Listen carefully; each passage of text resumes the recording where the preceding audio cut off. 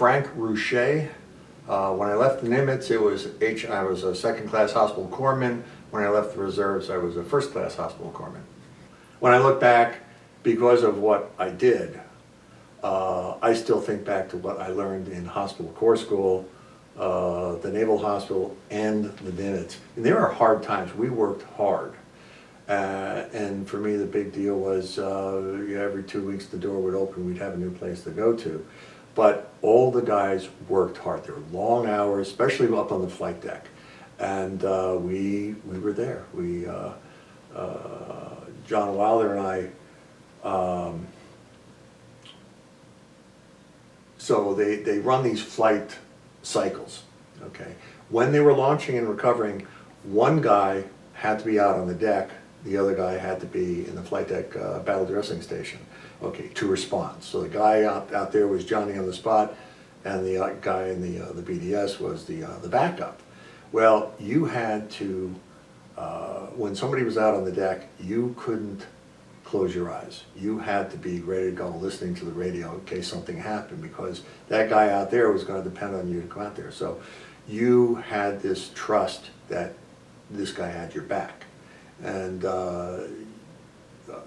when they weren't cycling, we would be having downtime. Maybe we'd run down, get something to eat, but you weren't more than 5 or 10 minutes off the deck because you had to. Bad things can happen even when you're not flying birds, launching or recovering. Probably the worst. Well, yeah, 2 situations were emergency problems. One was we had a sailor right after we pulled out decided to drink formaldehyde, and we ran up to the where this was, and it was an enclosed space, and formaldehyde is a vapor, is a liquid with a very strong vapor, and it was burning our eyes. So we had to move this guy from the space that he did this, and bring him out into the passageway so that we could breathe. And then we strapped him in, got him down to the medical department, and he went right into the little ICU that they had, put him on a vent, and I've never seen anybody get that sick that fast. But luckily, because of my other experience in the Naval Hospitals, we knew what to do, and that was basically stabilize, get him down, turn him over to somebody else the next level. The other time was on the flight deck, and you get very close with the guys on the flight deck. Everybody watches them because it's very, very dangerous up there.